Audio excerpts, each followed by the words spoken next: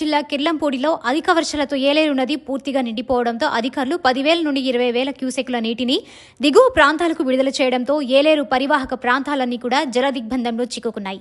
విషయం తెలుసుకున్న కాకినాడ జిల్లా తెలుగుదేశం పార్టీ అధ్యక్షులు జ్యోతుల నవీన్ తామరాడ, రామచంద్రపురం, వీరవరం, రాజుపాలెం, మొక్కోలు, గెద్దెనపల్లి, భూపాలపట్నం, ఎస్ తిమ్మాపురం, శృంగరాయనిపాలెం తదితర గ్రామాల్లో పర్యటించి ప్రజలందరికీ ధైర్యం చెప్పారు.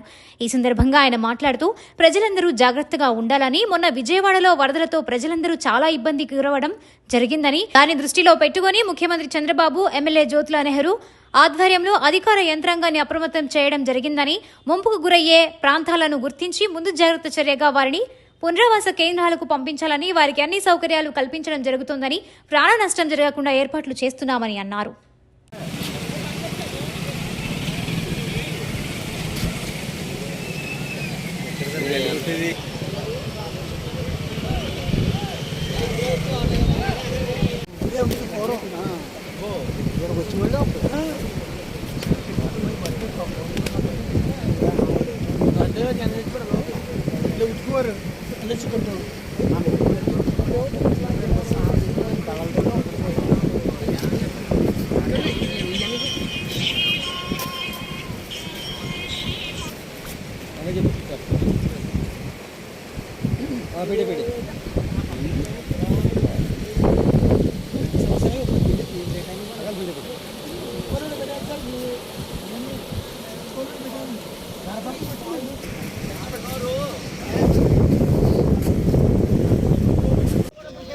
అందరూ కూడా జాగ్రత్తగా ముందు జాగ్రత్త చర్యలు తీసుకోవాల్సిన అవసరం ఎంతైనా ఉంది. ఎందుకంటే మనం మొన్నే చూసాం విజయవాడలోని ఎంత నష్టం జరిగిందో.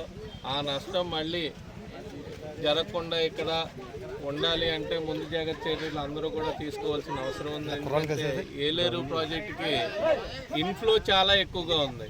రమారమి మనం 10-15 క్యూసెక్లు వదులుతారు అనుకుంటే 30 పైన క్యూసెక్లు వదిలే అవకాశం ఉంది. కాబట్టి దాని ఎఫెక్టెడ్ గ్రామాలన్నీ కూడా ముందు జాగ్రత్తగా వేరే ప్రాంతాలకి, ఎత్తైన ప్రాంతాలకు వెళ్లాల్సిన అవసరం ఉంది. ఎందుకంటే పాత ఇళ్ళు ఉంటాయి, మట్టితో కట్టిన ఇళ్ళు ఉంటాయి, పెంకుటిళ్ళు ఉంటాయి. కాబట్టి ఆ నాని ప్రాణ నష్టం కలగకుండా ఉండాలి. అలాగే ప్రతిదీ కూడా ముందుగా తీసుకున్నట్టయితే మా గవర్నమెంట్ అన్ని సదుపాయాలు జ్యోతుల నెహ్రూ గారి ఆధ్వర్యంలో, చంద్రబాబు నాయుడు గారి ఆదేశాల మేరకు అన్ని సదుపాయాలు కూడా సమకూర్చడం జరుగుతుంది.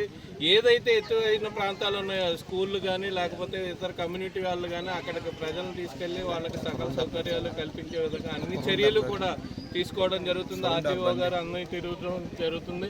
అలాగే కలెక్టర్ గారు కూడా రావడం జరుగుతుంది. కాబట్టి మనం అందరూ కూడా జాగ్రత్త వహించి మన నాయకులందరూ కూడా వాళ్ళకి మెసేజ్ పాస్ చేసి వాళ్ళని ముందుగా తీసుకెళ్లాల్సిన అవసరం ఉంది. కాబట్టి అందరూ జాగ్రత్తగా ఉండాల్సిందిగా కోరుకుంటూ సెలవు తీసుకున్నాం. Thank you.